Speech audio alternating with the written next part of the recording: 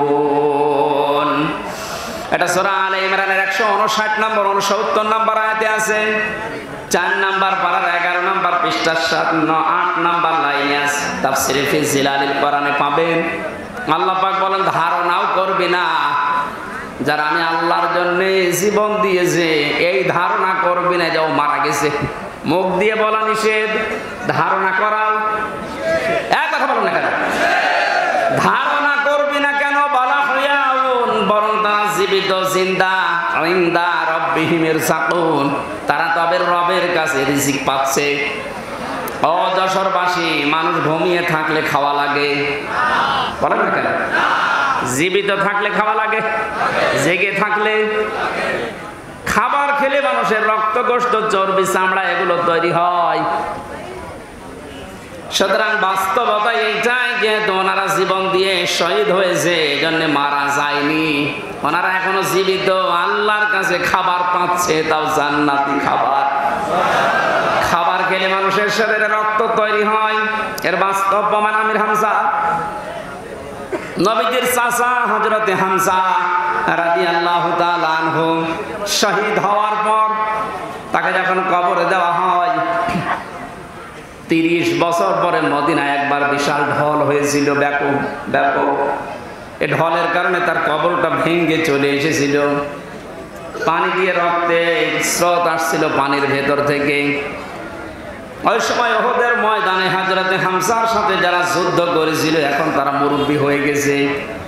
রক্ত অনুসন্ধান করতে গিয়ে দেখে 30 বছর আগে উহুদের ময়দানে মুহাম্মদ রাসূলুল্লাহর চাচা হযরতে আমির হামজার যেখানে যেখানে কাফেররা আঘাত করেছিল, ওই জায়গা দিয়ে এখনো ফেনকি দিয়ে তাজা রক্ত বের হয়ে আসছে।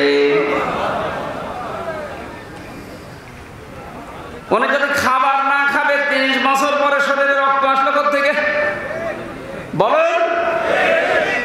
30টা বছর কবরে আছে, এরপরও ফিনকি দিয়ে রক্ত বের হচ্ছে ওই জায়গাগুলো দিয়ে। তার মানে আল্লাহর কোরআনের আয়াত 100 ভাগ সত্য, যেমন জীবিত এবং শহীদরা আল্লাহর কাছে আল্লাহ নিজে তাদেরকে খাওয়ান। এই জন্য যারা একথা বলছেন, আজ মানুষের ভিতরে বিভ্রান্তি ছড়াচ্ছেন, অবশ্যই আপনি কিছু না কিছু মনে হয় খেয়েছেন। ইহুদি খ্রিস্টান দাদা বাবুদের কাছ থেকে কিছু হয় খেয়েছেন, নাই গাঁজা খেয়েছেন, তাও যেমন তেমন গাঁজা না, মিয়াদ উত্তীর্ণ গাঁজা। তাছাড়া এই কথাকে বলতে পারে ও কিসের আলেম হয়েছে আমি তো বুঝি না। কোরআনের স্পষ্ট আয়াত এগুলো, সূরা বাকারার 154 নম্বর আয়াত, সূরা আলে ইমরানের 169 নম্বর আয়াত। আরো দেখানো লাগবে আপনাকে, 93টার উপর আয়াত আছে শুধু শহীদদের মর্যাদার কথা বলতে গিয়ে আল্লাহ। আর তারা এখন উল্টা পাল্টা ছড়াচ্ছে। এই যেহেতু টাকা পয়সা পাচ্ছে, কারণ এই জালেমদের তো টাকার অভাব নেই, কোটি কোটি টাকা এখনো বিভিন্ন জায়গায় জালেমদের আছে। ওই টাকাগুলো এই জালেমদের দেশ, কারণ এগুলো আর একটা জালেম। কোরআন যারা গোপন করে এরা আল্লাহর কাছে সবচাইতে বড় জালেম। এটা তো আমি বানালাম নাকি? ওমান আযলামু মিম্মান কাতামা শাহাদাতান ইনদাহু মিনাল্লাহ আমাল্লাহু বিগাফিলিন আম্মা তা'মালুন। সূরা বাকারা 1 নম্বর পারার 20 নম্বর পৃষ্ঠার 13 নম্বর লাইনের 140 নম্বর আয়াতের প্রথম অংশে আছে।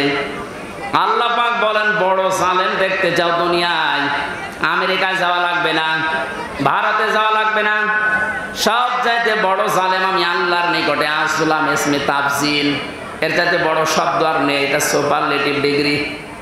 আল্লাহ বলেন বড় জালেম আমি আল্লাহর কাছে ওই লোকটা যার কাছে কোরআন থাকার পরে দুনিয়ার কোনো স্বার্থ পেয়ে গোপন করে দেয়। এটা বাংলাদেশে নেই। এখানে কিতাব প্রচার করা লাগবে আমাদের। কি প্রচার? সব দল মত বাদ দিয়ে যদি কিতাব প্রচার করতে পারতাম, বাংলাদেশে যেমন ইসালে সাহাবে বাধা দেয়নি, ওরস শরীফে বাধা দেয়নি, মিলাদ শরীফে বাধা দেয়নি, নওরোজ শরীফ হয়, খসরত শরীফ হয়, গোসল শরীফ হয়, কোনো বাধা নেই, তাহলে তাফসিরুল কোরআন মাহফিলেও কোনো বাধা আর থাকবে না। খুশির বিষয়, কালকে গতকালকে অন্তর্বর্তীকালীন সরকারের প্রধান উপদেষ্টা ডক্টর মোহাম্মদ ইউনূস ঘোষণা দিয়েছে, এই দেশে আর কোনোদিন কোরআনের কথা বলতে গেলে কোনো প্রশাসন, কোনো নেতা খেতার কাছে অনুমতি নেওয়া লাগবে না।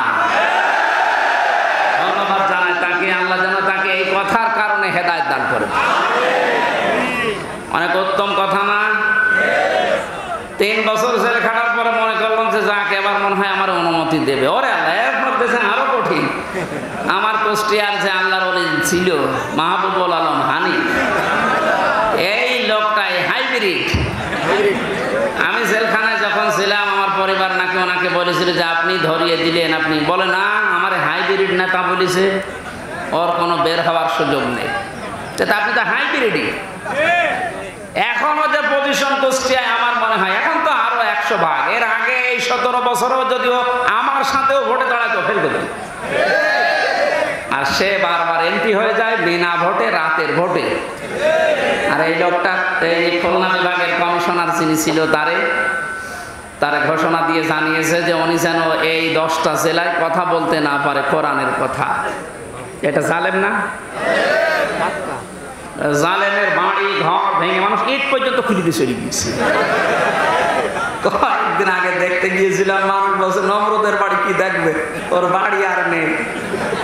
আমার মনে হয় এই সমস্ত নমরুদ মার্কা ছাড়া এই 17 বছর কোরআনের অনুষ্ঠানে এসে সরাসরি আলেমদের গায়ে হাত দিয়েছে, মাইক কেড়ে নিয়েছে। দেখেননি, এগুলো পৃথিবীর বড় জালেম। এই জালেমদের বাড়িগুলো এখন আবু সেহেলের বাড়ির মতো পায়খানা বানানো দরকার। বিশেষ করে আমার কুষ্টিয়া, এরা 2 ভাই, আতা পাতা আর হানি। আরো আছে শয়তান, আমি নাম নিলাম না। এইগুলোর বাড়ি এখন দেখে দেখে অনেকে বলছে, হ্যাঁ দাবি তোলেন যে এগুলো আমরা আবু জেহেলের বাড়ির মতো সরকারি পায়খানা বানাবো। জায়গাগুলো অভিশপ্ত। ওর বাড়ির আশপাশে যারা, তারাও এখন বরদোয়া করছে যে কি করতে জালেমের বাড়ির পাশে বাড়ি বানালাম। যশোরবাসী, কোরআনের যে মেসেজটা দেওয়ার জন্য পর্যন্ত আসলাম, তাহলে কোরআন আজকে থেকে প্রচার করা লাগবে, দল মত নির্বিশেষে। এটা দায়িত্ব মনে করে। এটা কিন্তু নামাজ